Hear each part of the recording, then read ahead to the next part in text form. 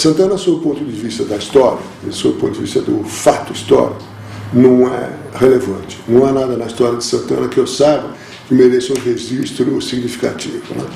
Santana é uma região que fica ao norte da cidade, dividida pelo Tietê, isto é, o Tietê é a primeira fronteira dela, que separa Santana da cidade, e o início dela é o início mais ou menos costumeiro dos bairros de São Paulo. Quer dizer, é uma grande quantidade de terra ocupada por uma associação entre o Estado, a Igreja e ricos proprietários.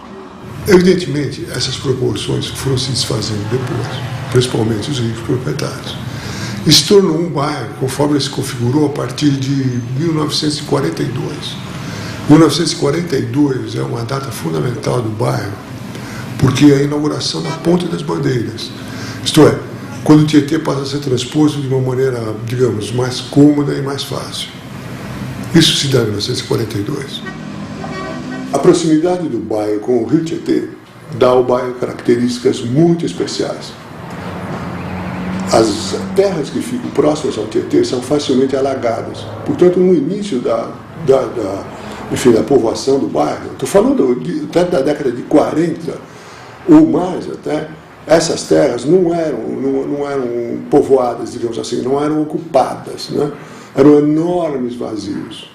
E depois delas começava a parte urbana da cidade com seus aparatos normais, igreja, cinema, escola, etc. A gente que morava lá, eu digo a gente que eu morava lá, nasci lá, tinha uma vida dupla. Você estava diante de um aparato urbano normal, quando você virava as costas, você estava dentro de um aparato rural, com cavalos, enfim, com animais, com muito mato, muito verde, muitos vazios, que iam precisamente desde o Tietê até a rua Doutor César, praticamente, né? Não existia Santos Dumont, não existia nada, existia sim o Campo de Marte. O Campo de Marte, que perdura até hoje, é um exemplo vivo do que era Santana nos anos entre 35 e 55.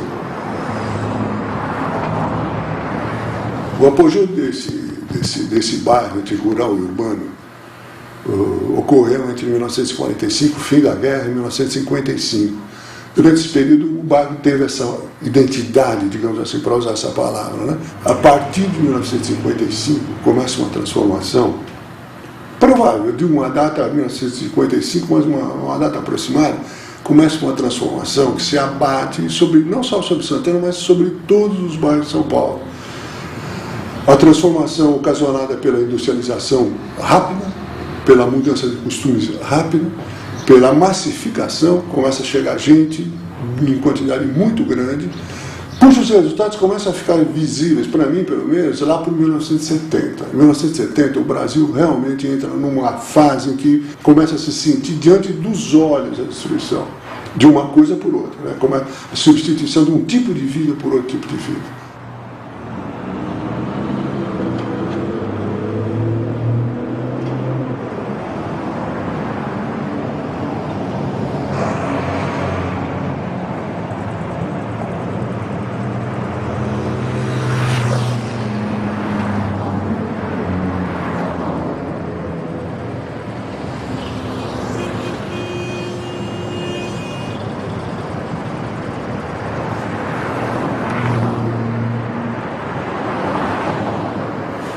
A minha intenção ao fazer esse documentário era procurar Santana em Santana. Quer dizer, procurar no que existe, procurar naquilo que existe o que foi. Olhar o que existe e procurar nele o que havia. Então esse trabalho, esse documentário, é uma busca daquilo que restou, daquilo que sobrou. É um trabalho em que você se detém sobre marcas, sobre cicatrizes, sobre indícios, pistas, uma arruela aqui, paralelepípedos no chão, um portão enferrujado, uma janela quebrada, uma vista que te leva rapidamente ao passado, você não sabe bem porquê. Quando eu iniciei a filmagem de Santana, eu achei que ia fazer um filme sobre destruição e horror. Porém, à medida que o trabalho evoluía, eu percebi que não era tão simples, não era bem assim. Há resistência. A resistência, às vezes, é uma resistência involuntária. As coisas permanecem independente da vontade das pessoas. Outras não, outras são as pessoas resistindo. resistindo ao que está aí.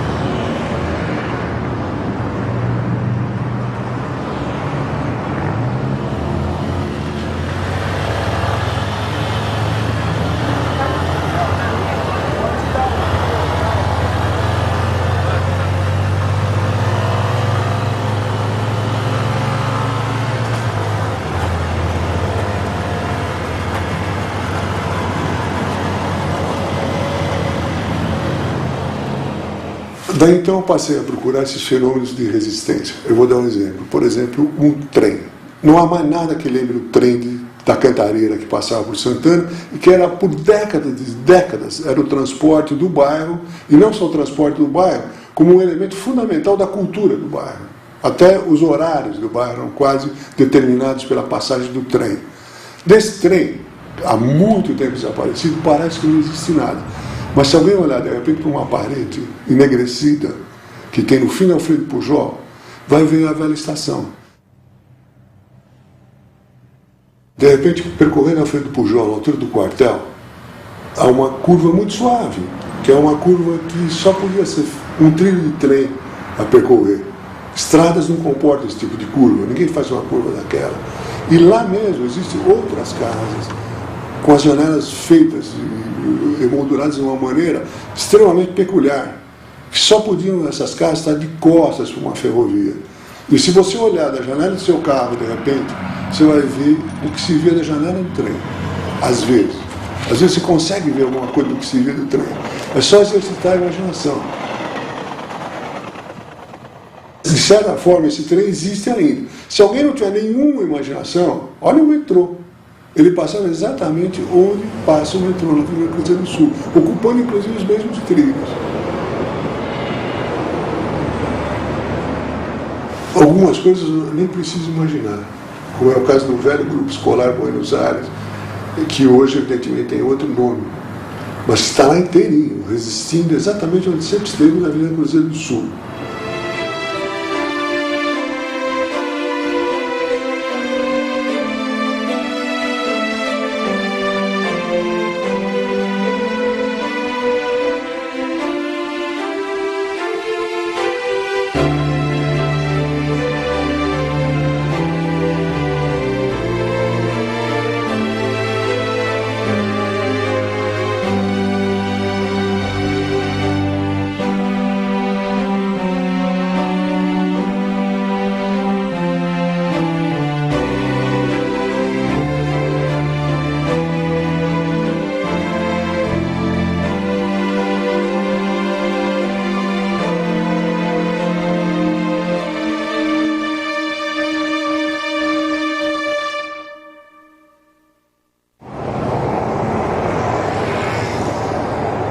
Volto para a rua e de repente me aparece, sem nenhum aviso, o quartel.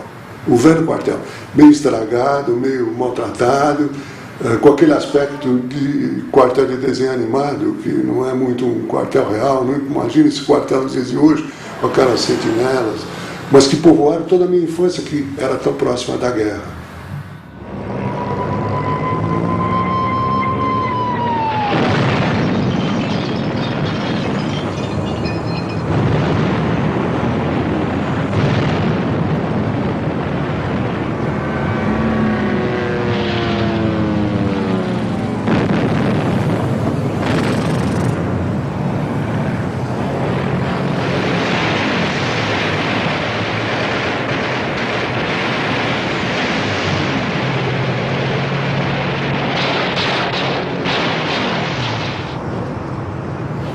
enverado pela Conselheiro Saraiva, pela Rua Conselheiro Saraiva, e chego à velha biblioteca. Aliás, não é tão velha, essa biblioteca é dos anos 50. Era uma biblioteca, era e é uma biblioteca circulante ainda. Está lá, exatamente quase como era. O mesmo aspecto. Os livros estão todos lá, inclusive alguns daquele tempo. Ai, que prazer não cumprir um dever, ter um livro para ler e não o fazer. Ler é maçada, estudar é nada, o sol doura sem literatura. O rio corre, bem ou mal, sem edição original, e a brisa, essa, de tão naturalmente matinal, como tem tempo, não tem pressa. Livros são papéis pintados com tinta. Estudar é uma coisa em que está indistinta a distinção entre nada e coisa nenhuma. Eu folhei alguns livros que eu tenho certeza que eu retirei lá e li.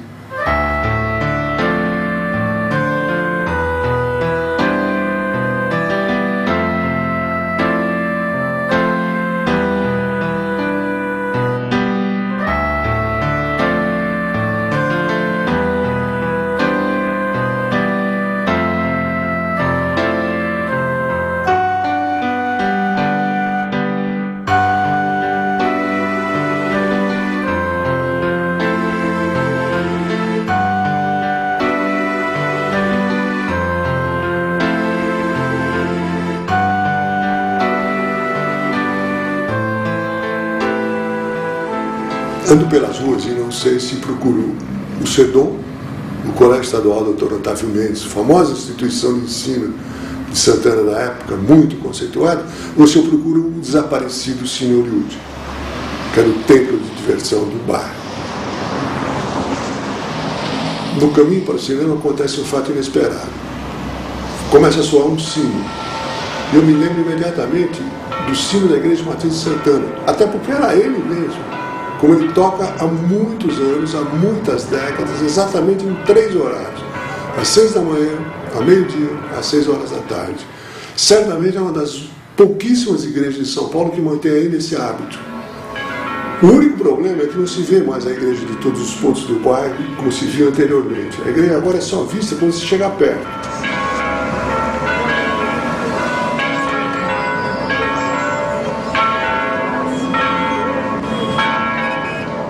O sino você ouve, mas há prédios, há cartazes, há carros, há ônibus, há gente na frente, de tal maneira que você ouve o sino, mas não vê a igreja. Mas sabe que ela está lá.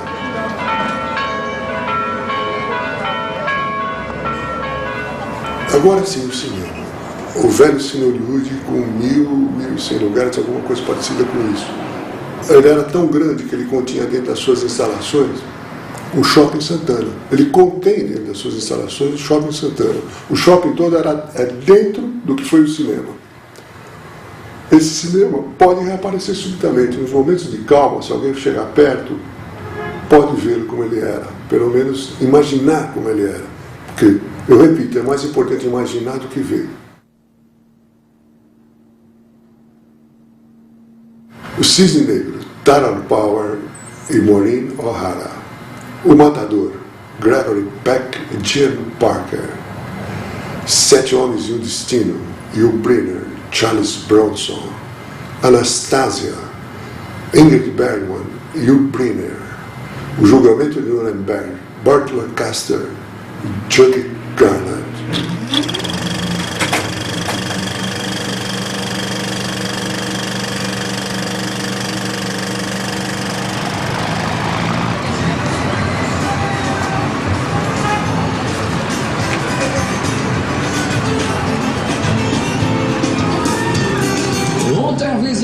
Mais uma promoção aí da loja Liquel Cicão Certo, como esse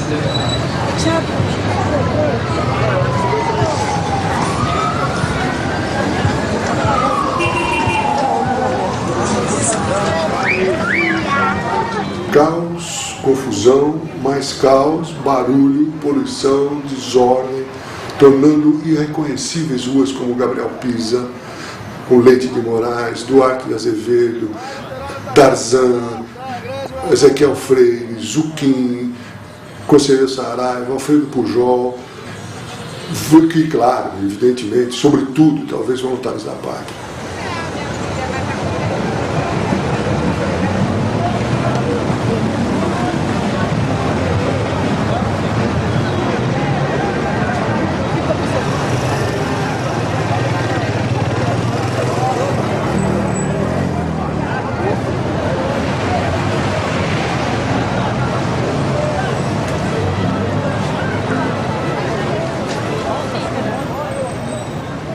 E aí está a escola modelo de várias gerações de santanenses. Mal ferida e maltratada, ela resiste. Muito mal cuidada, apesar dos esforços da sua diretora.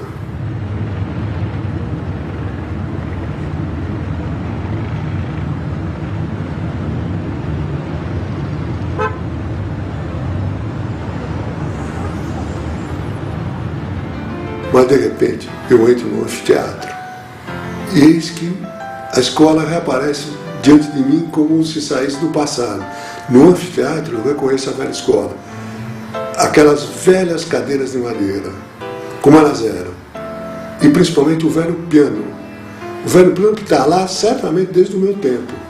E subitamente, essa é uma das poucas ocasiões que o passado ressurge realmente intacto diante de mim.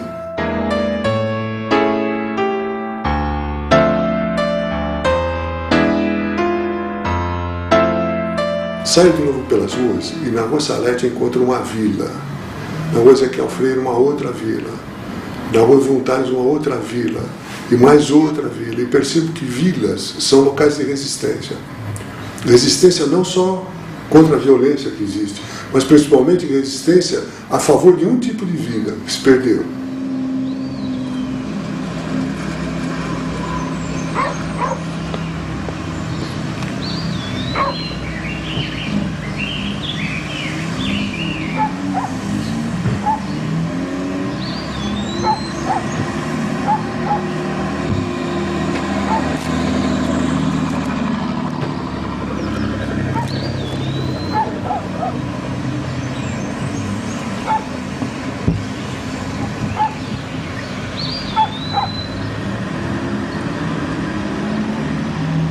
O prédio do Banco do Estado de São Paulo pôs serviço, inclusive, nos lugares mais baixos do bairro. Por exemplo, do Campo de Marte, que, por sua vez, é um lugar de salva Santana. O Campo de Marte preserva Santana, preserva a respiração do bairro. Sem o Campo de Marte, o Santana seria um conjunto de prédios hoje, irrespirável. O Campo de Marte preserva o pouco que há de verde de Santana. Como sempre foi no passado. A única diferença do passado é que ao redor do campo havia inúmeros campos de várzea. Uma infinidade de campos de várzea que se estendiam, por exemplo, onde hoje é a Brasleme. A Brasleme era uma associação de campos. Hoje existe um campo. Em Santana inteira, no bairro todo, só existe um campo de futebol, que fica exatamente ali no Jardim São Bento, no fim da Brasleme, num lugar onde havia muitos times de futebol. Eu me lembro de Curitiba, Santana, Ideal, Giovanni.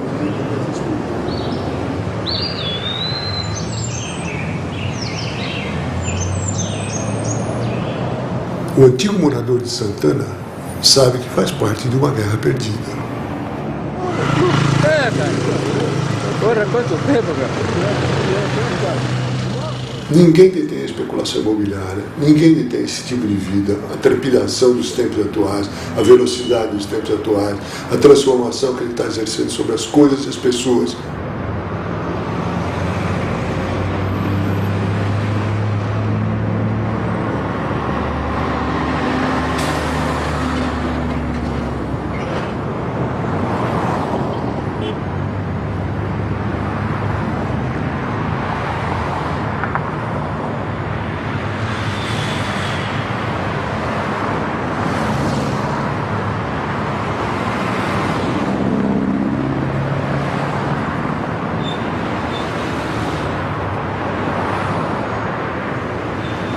Esse meio de vida passa por cima de tudo que não se acomoda aos seus moldes, tudo que não se acomoda à sua receita.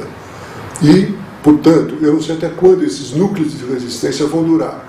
Talvez não durem muito. Vamos botar no O quanto que é fácil, quando você tem um profissional de pezinho, a gente aproveitar o que acha melhor, já depois o que a gente quer. Poucas vezes durante esse trabalho, o passado me surgiu diante dos olhos. Poucas vezes. Uma das vezes, e talvez a mais importante, a que ele apareceu com mais substância, foi uma coisa inteiramente inopinada, foi uma coisa inteiramente imprevista.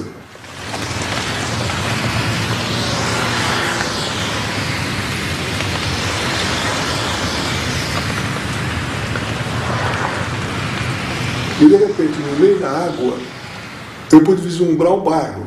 Eu pude rever o bairro naquelas formas um pouco indistintas, um pouco tênues da água. Através da água eu vi o bairro. No meio da tempestade, ele reapareceu.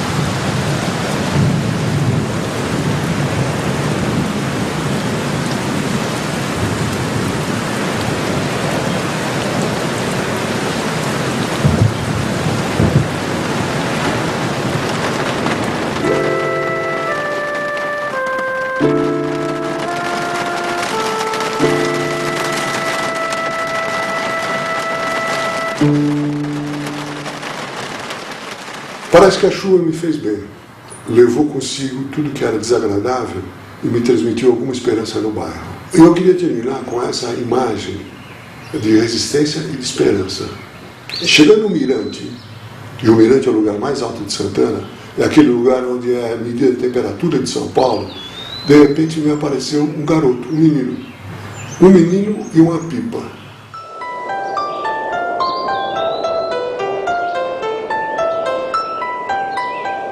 E de repente eu percebi que mesmo no meio de Santana, ainda é preciso ser livre. Ainda é preciso ser um menino exatamente como eu fui. Um menino e uma pipa. Essa é a imagem final que eu queria dar desse bairro. Ainda há Santana em Santana.